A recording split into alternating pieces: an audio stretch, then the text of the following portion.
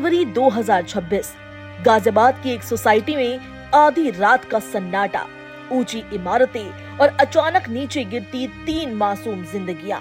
Bharat city society में जो हुआ उसे देखने वालों के लिए भी उस पल को भुला पाना आसान नहीं है।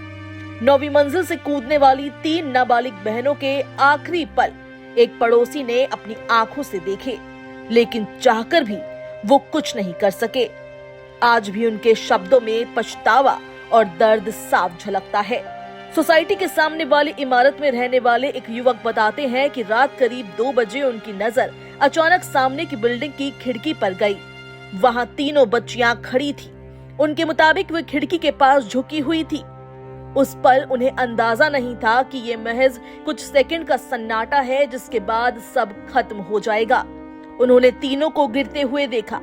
उनके अनुसार ऐसा लग रहा था कि उनमें से एक ने पहले कूदने का फैसला किया और बाकी 2 उसे रोकने या बचाने की कोशिश में असंतुलित होकर नीचे गिर गई।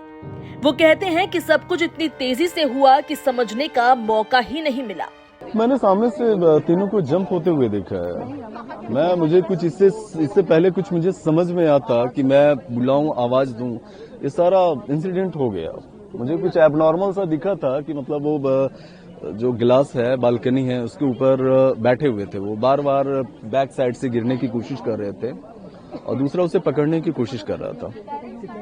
ये लगभग 2 बजे का बात है और मेरी नजर इसीलिए गई क्योंकि 2 बजे अगर लाइट किसी का ऑन हो तो थोड़ा सा और वो लगता है, और बालकनी के ऊपर अगर कोई चढ़ के बैठा हुआ हो तो ऑटोमेटिक डाउट तो फील वैसे ही हो जाता है।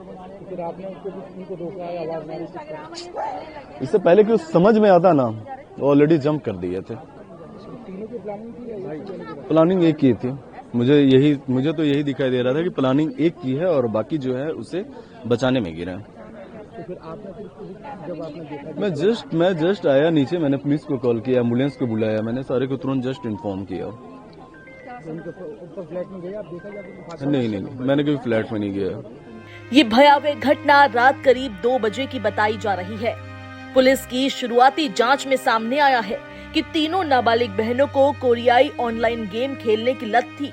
बताया जा रहा है कि वो लंबे समय से टास्क बेस्ड गेम्स में उलझी हुई थी और ज्यादातर वक्त मोबाइल पर ही बिताती थी। परिजन उन्हें बार बार समझाते थे, लेकिन आदत इतनी गहरी हो चुकी थी कि रोक टोक उन्हें बर्दाश्त नहीं होती थी। पुलिस सूत्रों के अनुसार घटना से 1 दिन पहले पिता ने बेटियों से मोबाइल वापस लेने की बात कही थी।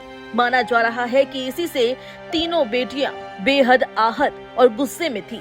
जांच में ये भी सामने आया कि तीनों बहनें हमेशा एक साथ रहती थी, खाती पीती, सोती और खेलती भी साथ ही थी। शायद इसी गहरे जुड़ाव ने उन्हें ये खौफनाक कदम एक साथ उठाने पर मजबूर कर दिया।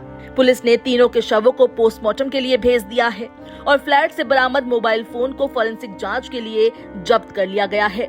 इसके अलावा पुलिस परिवार के सदस्यों, पड़ोसियों और बच्चियों के जानने वालों से भी पूछताछ कर रही है, ताकि ये समझा जा सके कि आखिर उनके मन में क्या चल रहा था। सोसाइटी के लोग अब भी सदमे में हैं। हर कोई यही कह रहा है कि अगर कुछ मिनट पहले किसी को अंदाजा लग जाता, अगर किसी ने आवाज दे दी होती तो शायद ये हादसा टल सकता था। लेकिन काश और शायद अब किसी काम के नहीं।